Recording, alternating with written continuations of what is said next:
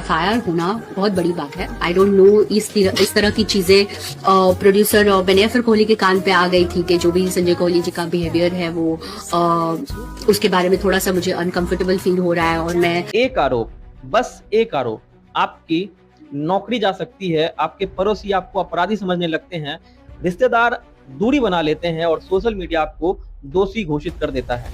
और फिर 10 साल बाद कोई आकर कहे कि वो आरोप झूठा था। यही हुआ टीवी अभिनेत्री शिल्पा शिंदे के मामले में।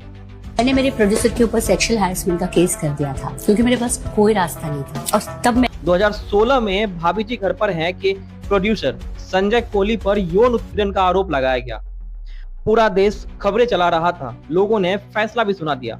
लेकिन 2026 में शिल्पा शिंदे ने खुद स्वीकार किया कि वो आरोप झूठा था। उनके मुताबिक कॉन्ट्रैक्ट और पेमेंट विवाद चल रहा था और उन्हें लगा कि उनके पास दूसरा रास्ता नहीं है।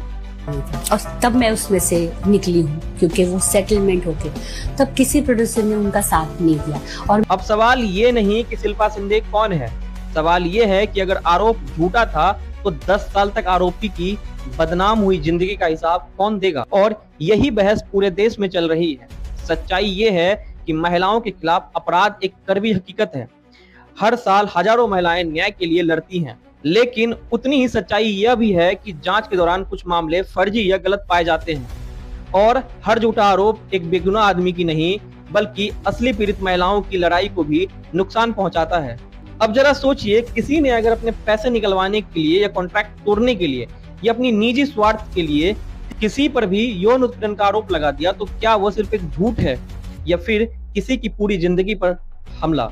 महिलाओं के साथ गलत हो तो अपराधी को सबसे कड़ी सजा मिलनी चाहिए, लेकिन अगर कोई बेगुनाह हो तो उसे भी उतनी ही मजबूती से न्याय मिलना चाहिए, क्योंकि न्याय का मतलब सिर्फ महिलाओं की सुरक्षा नहीं, न्याय का मतलब है किसी भी निर्दोष को भीड़ की अदालत में कुचलने से बचाना।